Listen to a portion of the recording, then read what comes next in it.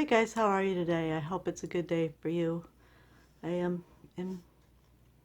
doing pretty well, and this might be a really choppy video because the brain fog is thick again. It's still thick. It's been thick for a long time now. But that's chronic fatigue, fibromyalgia. It's all stuff we gotta deal with. I've been trying to film this video for weeks now, and so the past few days I've been just dealing with lighting issues. I can't seem to get the lighting right, and I'm real quick health update. My pain and fatigue have kind of been in the mid-range lately, kind of constant in that area. I've had a few good days and have gotten things done. I've gotten a lot of the quilt blocks on my Fly Me to the Moon quilt done, so I'm going to go ahead and try and film some footage of how that block goes together in this vlog. Not as really a tutorial, but kind of as a information, trying to, just share. I need to apologize because it's been so long since I've posted again, and I'm kind of starting to realize it might be a once a month thing. I would like it to be every week. I've been kind of evaluating where I really want my channel to be, and the reason for starting this channel in the beginning, and where I want it to go from here. I think I've talked about that before. One of my goals soon is to go through all my blogs and kind of document what I've said before, so I don't end up repeating things over and over again, because I don't remember and I don't have good notes on what I've said. When you have a chronic illness, it's really important to prioritize. I'm finding that you need to set your priorities, and my priority has to be my family.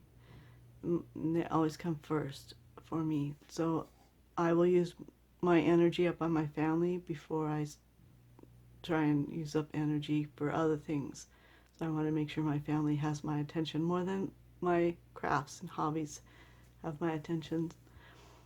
So that's kind of why this channel suffers. And another thing is I just don't know what to say a lot of times because I don't want to be redundant, and I want to put out new information on what's happening with fibro. And there is some new information, and I hope to put together a vlog about what I'm seeing online about the studies and stuff that have come out recently, and what the researchers are talking about that they're studying and what they're finding. So I hope to do that soon. It's just it takes a little more effort, and I've got these pains in my hips lately, just right in where it bends, just real sharp pains sometimes. I don't know what that is.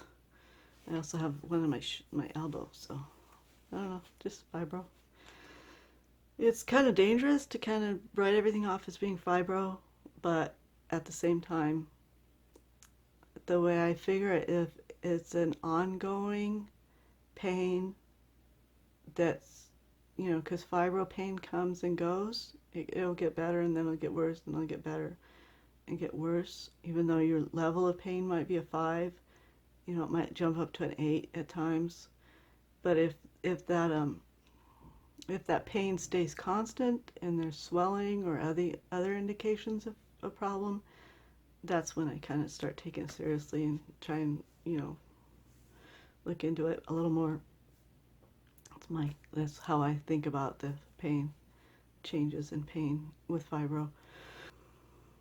Quilting, when my daughter was here, she moved into the area that I used to quilt in, and I'm realizing that that's kind of a good thing for me, because I do enjoy having my quilting space in our main living area so that I can do a little bit of quilting and then get up and go do other things and then go back to the quilting, through the day according to how I feel. And it's easier to go back to the quilting if it's in our main living area rather than in a separate room, because our main living area, I have my TV, I have the radio, I have places to put my drinks, and and there's more light there too. There's more light in our main living area, and I like the light. So it's working. My new setup's working really well for me, and I hope to put up a video of that setup and how I've got it organized. It's just lighting in that area is kind of, I have task lighting set up so that I can see what I'm working on, but as far as filming a video, a vlog of me showing where things are and how they're organized, then I deal with the lighting issue, because the lighting in the storage areas are not good, but the task areas are pretty good because I need a lot of light to see. So that's that. So I'm going to go ahead and show you how each quilt block is put together, and a picture of the overall quilt, and hopefully the lighting issues won't be too bad on that. And if they are, I'll try and edit it and make it a little better so that it's not annoying. So I'll be back. So this is what I've got so far as the quilt goes. I'll pan down from the top down to where I've gotten so far. I've got 3 squares left to do, so I'll walk you through how each quilt square kind of goes together and what modifications are made to create the different looks. Okay guys, this is the basic setup for this is a modified log cabin block. So I'm starting in the middle with a 5.5 inch square, and to that I'm cutting out this little moon shape, and I'm going to put an inset to create a moon. And then I have a 5.5, no wait, down here. I always get these mixed up when I'm going around where I'm starting from. So this is a 5.5 inch by 1.5 inch strip, and this is a 6.5 by 1.5, and then 6.5 by 1.5, and 7.5 by 1.5, and then 7.5, and then 8.5, and this all together, this is a 2.5 by 2.5 inch square, and this is a 6.5 by 2.5 inch. This is a 8.5 by 2.5 and a 2.5 by 2.5 inch square. And then this goes to 10.5 inches, and this is a 12.5 inch by 2.5 inch strip. These are all 2.5. And this ends up to be a block, a 12.5 inch block. So the finished block size is 12 inches. So that's the basic layout, how you put it together. And this I'll show you. So I've taken a template and I've kind of looked at my block and seen, well, do I want a big part of a moon? Do I want a little part of a moon? And you can see when I show the blocks that I've gotten up so far, that some of them are bigger and some of them are smaller. And this one I just wanted a little sliver on the side, so I measured it out. And then on the back side, I marked it with this white marker. And you can use whatever marker you feel comfortable with. I've marked in pencil before, and I haven't had a problem. But I think on really light colors, the pencil might not always wash out all the way. So you could be aware of that. And then I've marked my template on the moon part too, the same size. I measured down to here. So that's 1.5 inches off that. And mark that. And on the square where I'm cutting out, I measure 1.25 inch in to cut it 1/4 inch in this way from the seam, where the seam allowance will be. And on the inset, I will cut it 1/4 inch this way so that those can overlap when I sew them together. So my next step is to fold each piece in half and then in half again, and I line up the circular curved edges, and then I take my little nippers and I little snips I don't want to go into where the seam line is going to be. I want to go about halfway into where that seam line is going to be. And that's just to mark it so I can get it aligned right when I pin it. And then that on this side too, I'll do the same. On this one, I want to make sure and have the square itself lined up, the edges of the square itself. So I cut this too, just to mark it. And next, I'm going to match my right sides together. So on this one, I want the marked seam, the marking up so I can see it, and I'm matching the right sides together. So I match the middle clip first, and I'm sure there's better tutorials on how to put the inset in. People who are more articulate than I.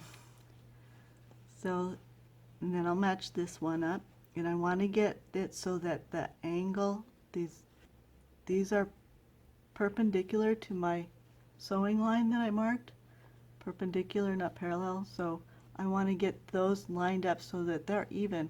That way I know that the seam line is going to be it's going to be lined up. And I will mark that too. So I take a pin, different pin.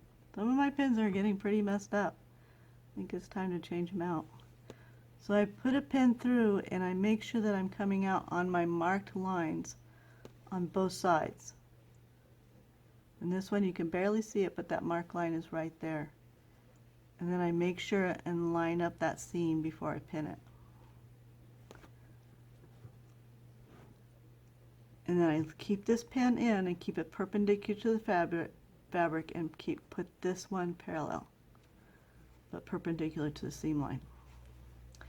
And I have to go back and do that because I forgot to make sure that my seam lines are, marked lines are lining up, and that one does, fortunately. They don't always, because I'm not marking a 1/4 inch, and so I'm not cutting. It's gonna be adjustable, and then I'm lining up my marks again so that that seam will lay nice together nice and neat, and marking, making sure the marks line up, and then pin it.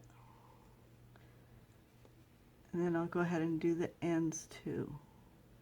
When I do the ends, I'm more concerned that the seam is going to lay nice and flat than I am of actually matching this edge, because it's not always cut evenly.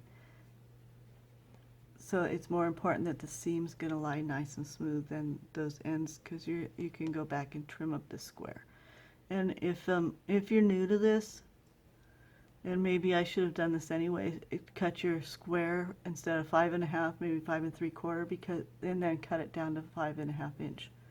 That would probably work out better. I didn't do that on this quilt, although I do it often when I'm putting insets like this in.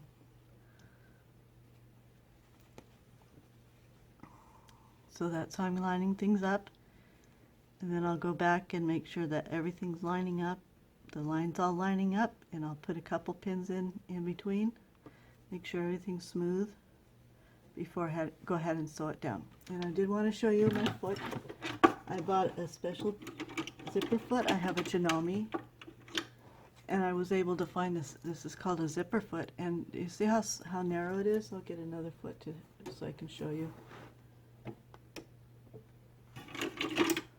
This is my walking foot, and you see how broad that is compared to this narrow one. This is like one side of one side of the foot. So that narrowness helps me go right along that seam and keep everything nice, and it's shorter too, so it helps keep everything nice and neat and no puckers or anything, and that really helps. So if you have a little foot like that, it would help. So that's the basic quilt square, how it goes together, and let me know what you think. So I hope that was good, that you can see kind of how the quilt box that I'm putting together are going together, and see a little bit of my setup and how things are working for me. I hope you guys all have a good day, and I hope you're well, or as reasonably well as you can be with a chronic illness. So toodles.